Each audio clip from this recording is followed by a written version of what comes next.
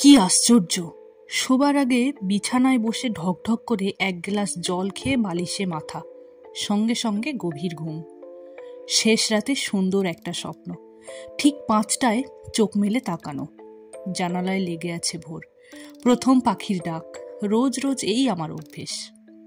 কিন্তু কি আশ্চর্য, কাল আমি গ্লাসটা মাথার কাছে ছোট্ট টেবিলটায় রেখেছিলুম, সেটা পূবের জানালার প্যারাপেটে চলে গেল কি করে?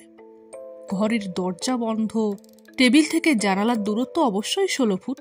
কি জানি বাবা, ভোরের আলোয় পাতলা কাচের গ্লাসটায় অদ্ভুত একটা গোলাপি রঙের আভা।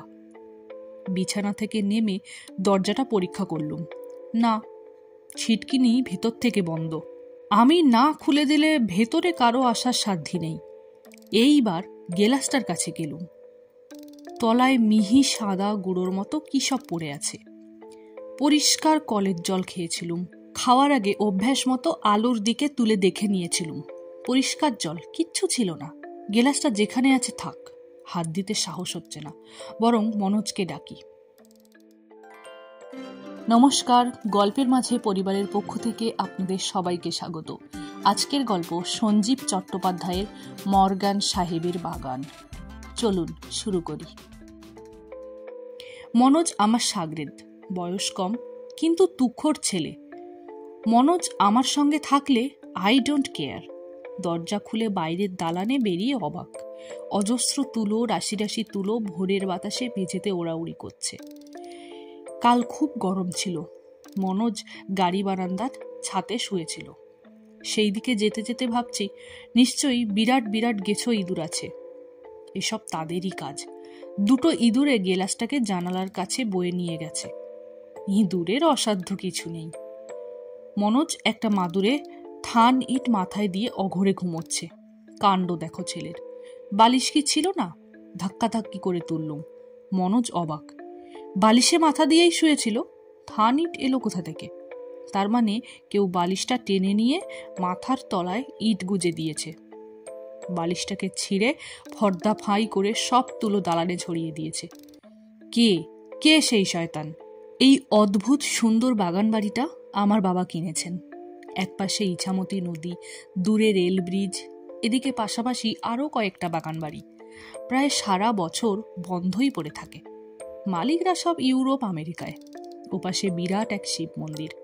মন্দির চূড়ায় রূপোর ধ্বজা বাতাসে ঘুরপাক খায়। অসাধারণ জায়গা। কাল গৃহপ্রবেশ হয়ে গেল। নিয়ম অনুযায়ী 3 রাত কাটাতে হয়। আমি আর মনোজ এই 3 দিন থাকব। প্রথম রাতের অভিজ্ঞতা তো এই, কোনো মাথা মুন্ডু নেই। ভয় পেলে পাওয়া যায়, কিন্তু কেন পাবো? বদমাইশ লোকের কাজ হলে আজ রাতে তার বরাতে পেটাই। ভূত হলে আমরা দুজনেই ভূত বিশ্বাস করি না।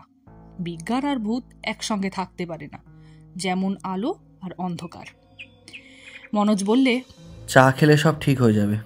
কালই আমরা দেখেছি শিব মন্দিরের কাছে ভালো একটা দোকান আছে। সকালে দারুণ আকর্ষণীয় গরম জিলিপি করে আর লোভনীয় পাঞ্জাবি চা। আমাদের সঙ্গে নতুন একটা মোটর সাইকেল আছে। মনোজ বললে, চাবিটা দাও। মনোজ চলে গেল। কিছুক্ষণ পরে নিচ থেকে চিৎকার, এ কি গো, 1 ফোঁটা তেল নেই? তেল কোথায় গেল? গাড়িটা তালা বন্ধ গ্যারেজে ছিল। কাল বিকেলে আমরা ফুল ট্যাঙ্ক তেল ভরেছি। চলেছে মাত্র 7 কিলোমিটার। এইবার মনোজই বললে, ভৌতিক ব্যাপার, এছাড়া আর কোনো ব্যাখ্যা নেই। তোমার বিজ্ঞান ফেলে মেরে যাবে। আমরা হাঁটতে হাঁটতে শিব মন্দিরের দিকে চললুম। বাঙালির ছেলে, সকালে চা না খেলে দিন শুরু করা যায়? মন্দিরের পাশ দিয়ে বইছে ইছামতি, ভারী সুন্দর।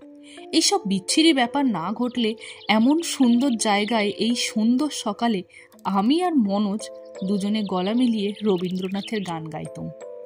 গতবার দুর্গাপুজোর ফাংশনে আমরা দুজনে গান গেয়ে 2টো ওয়াটার বটল পুরস্কার পেয়েছিলাম। সেই বটল দুটো আমরা এখানে এনেছি। মন্দিরে প্রণাম করে প্রচুর জিলিপি আর চা খেয়ে ঠিক করলুম একেবারে বাজার করে ফিরব।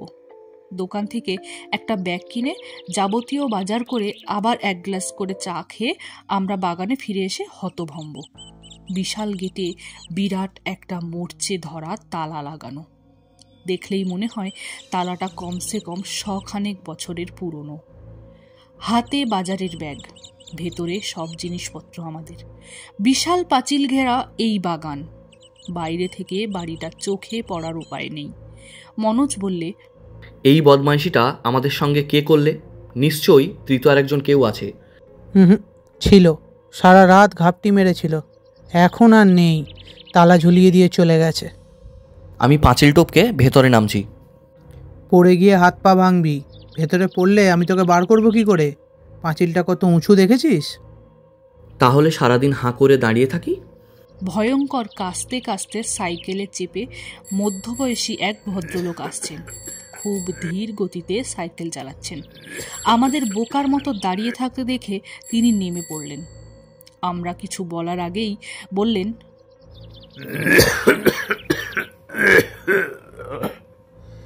কি তালা?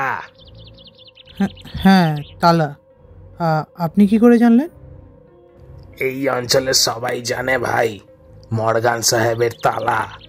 ভালো করে দেখো, তালার গায়ে লেখা আছে চাবস, মেড ইন ইংল্যান্ড, 1901। ও তো মরচে পড়া ভুতুড়ে তালা। এই যে শব্দটি বললে ভুতুড়ে, ওইটাই ঠিক। শ্যামবাবুকে। শ্যামবাবু তো আমার বাবার নাম। আপনি চেনেন? তাকে কে না চেনে, এত বড় উকিল। শ্যামবাবুকে জেলা আদালতের আমরা সবাই বারণ করেছিলাম, শুনলেন না। বড্ড কড়া ধাতের মানুষ। তোমরা শোনো, মর্গান সাহেবের বাবা ছিলেন নীল কুঠিয়াল। জানো নিশ্চয়ই, 19বিংশ শতাব্দীর সাহেবরা নীল চাষ করত। মর্গান একটা চটকল করেছিল আরো অনেক সাহেবকে নিয়ে। মর্গান প্রথম বিশ্বযুদ্ধে লড়াই করেছিল, বীর। মর্গানের বউটার চরিত্র ছিল ব্যাড, ভেরি ব্যাড। একদিন রাত্রিরে ফিকে গোলাপি রঙের একটা গ্লাসের মদের সঙ্গে সেঁকো বিষ খাইয়েছিল। বদমাইশ মেয়ে, এদের জ্যান্ত কবর দেওয়া উচিত। মেম যদি সুন্দরী হয়, জানবে dangerous, as dangerous as a serpent. ভদ্রলোক সাইকেলে উঠতে যাচ্ছেন। আমরা বললুম, এ কি, আপনি চলে যাচ্ছেন? আমার দেরি হয়ে যাচ্ছে বাবা, আমার স্কুল বসে গেছে। কাশির জন্য দেরি হয়ে গেল। ওষুধ খাচ্ছেন? ওষুধ খাবো কেন? এই যে বললেন কাশি। আরে ধুর বাপু, কাশি আমার বড় ছেলের নাম। আমার 3 ছেলে, 3টেই তীর্থ, কাশী, বৃন্দাবন, মথুরা। তাহলে বলে যান, আমরা কি করব? কি আবার করবে, আর সবাই যা করেছে। এই তালা ভাঙার সাহস কারো নেই, বংশ নির্বংশ হয়ে যায়। কি এক খ্যামকাই বাগানটা কিনেছিল, তারই এক অবস্থা। পয়সার গরমে নিজের লোহা ঢুকিয়ে তালা ভেঙেছিল, সব মরে গেল। তাদের বাড়ির বেড়ালটা পর্যন্ত ডেড। ভাঙা তালাটা আবার এলো কি করে? বোকার মতো কোশ্চেন করো না। ভূত আর ভগবান দুটো জগতেই সম্ভব অসম্ভব বলে কিছু নেই, সবই সম্ভব। যাই হোক, তোমাদের খুব পছন্দ হয়েছে আমার, তাই তালা খোলার উপায়টা বলে যাই। ইছামতির তীরে, এখান থেকে 3 মাইল দূরে একটা ভাঙা চিমনি দেখতে পাবে। অনেক দূর থেকেই দেখা যাবে। সেটা লক্ষ্য করে নদীর কূলে গিয়ে দেখবে গাছপালার মধ্যে নির্জন এক সমাধি। পাথরের গায়ে অস্পষ্ট লেখা জেমস মর্গান।